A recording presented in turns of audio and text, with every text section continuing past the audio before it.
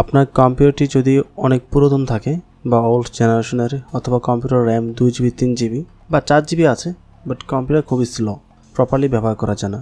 But আপনার computer যখনই Windows 10 install করেন, কয়েকদিন হয়তো কাজ করে প্রপারলি, তারপরে আবার হ্যাং করে, বা উইন্ডোজ 7 বা 8 ইউজ করছেন, যেটা ইউজ করেন না কেন, কম্পিউটারটি প্রপারলি ব্যবহার করতে পারছেন না।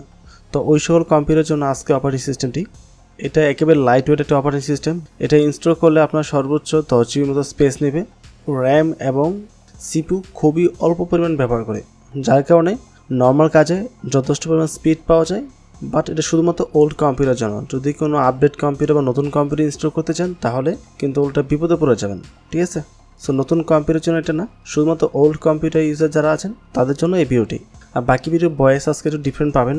বাইরে প্রচুর নয়েজ ছিল, এই নয়েজটা রিমুভ করতে গিয়ে আমার নর্মাল ভয়েসটা ডিফারেন্ট হয়ে গেছে। এটা হচ্ছে অ্যাটলাস অপারেটিং সিস্টেম, যেটা আমার কম্পিউটারে ইনস্টল করা আছে। এখানে শুধু ডিফারেন্সটা একটাই, এই যে আর লোগোটা আছে। লোগো ছাড়া বাকি যত আউটলুক আছে সব কিছুই উইন্ডোজ 10কে কপি করা হয়েছে। এখানে দেখতে পাচ্ছেন দিস পিসি, তারপর রিসাইকেল বিন, তারপর স্টার্টআপে আসলে দেখতে পাবেন উইন্ডোজ 10-এ যে সিস্টেমগুলো আছে সেটাই আছে। বাট এখানে আদার্স যে ফাংশনগুলো দেওয়া ছিল, যেগুলো অপ্রয়োজনীয়, এগুলো সব কিছু এখান থেকে রিমুভ করে দেওয়া হয়েছে। সেমভাবে যদি সেটিংসে চলে আসি, দেখতে পাচ্ছেন একদম সেম টু সেম উইন্ডোজ 10-এর মতোই আছে সব কিছু।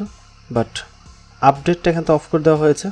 অ্যান্ড এটা অ্যাক্টিভ করার কথা বলছে, বাট অ্যাক্টিভটা জেনারেলি আপনার অ্যাটলাস অপারেটিং সিস্টেম ও নিজেরাই অ্যাক্টিভ করে দেয়। এটা আপনাকে বা আমাকে অ্যাক্টিভ করতে হয় না। সো অ্যাক্টিভেশন কোনো ঝামেলা হবে না, অ্যাক্টিভেশন নিয়ে কোনো প্যারা নিতে হবে না, এটা অটোমেটিক অ্যাক্টিভ হয়ে যাবে।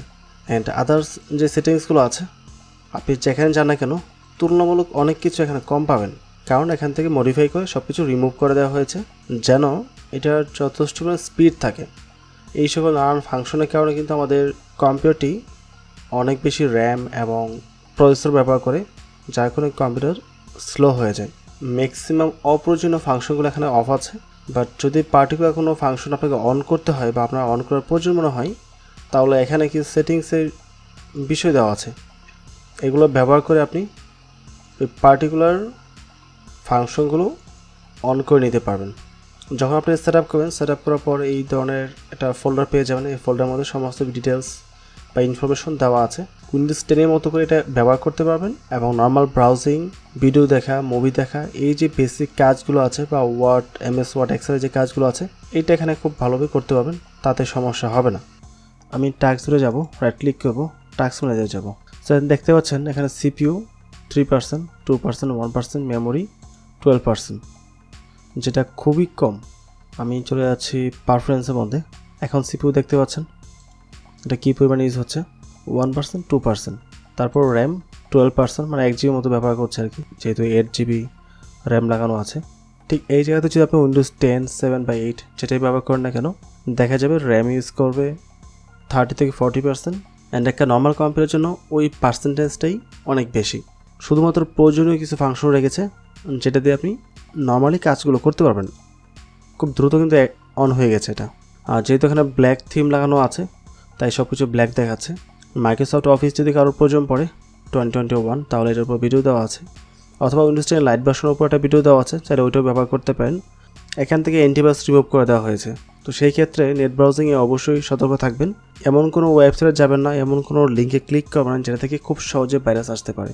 Normally YouTube, Facebook, Twitter, Instagram বা সোশ্যাল মিডিয়া যেগুলো আছে আর কি, ওইগুলো ব্যবহার করতে পারবেন। ওইগুলোতে ভাইরাস থাকে না। ভাইরাস থাকে নানান ধরনের ক্র্যাকের যে ওয়েবসাইটগুলো আছে বা আদার্স নানান ধরনের মুভির ওয়েবসাইট থাকে কিছু, এগুলোর মধ্যে ভাইরাস থাকে। বাট নর্মাল সোশ্যাল মিডিয়াতে ভাইরাস থাকবে না। আর বাকিগুলো রিভিউ করা কিছু নাই, যেহেতু উইন্ডোজ 10কে কপি করেছে এখানে, সব কিছু উইন্ডোজ 10-এর মতো সেম টু সেম রয়েছে। বাকিটা আপনার কয়েকদিন ব্যবহার করলে বুঝতে পারবেন। এখন যদি এটা আপনারা ব্যবহার করতে চান, তাহলে অবশ্যই কমেন্ট করে জানাবেন, তাহলে পরবর্তী ভিডিওতে এটা কীভাবে ডাউনলোড করে ইনস্টল করে ইউজ করতে হয় ওই প্রসেসটা নিয়ে ভিডিও মেক করবো। তো আশা করি সম্পূর্ণ বিষয়টা বুঝতে পেরেছেন। যদি ভিডিও ভালো লাগে অবশ্যই চ্যানেল সাবস্ক্রাইব করে পাশে থাকবেন এবং ভিডিওটিতে লাইক এবং কমেন্ট করতে ভুলবেন না। ভালো থাকবেন। আসসালামু আলাইকুম।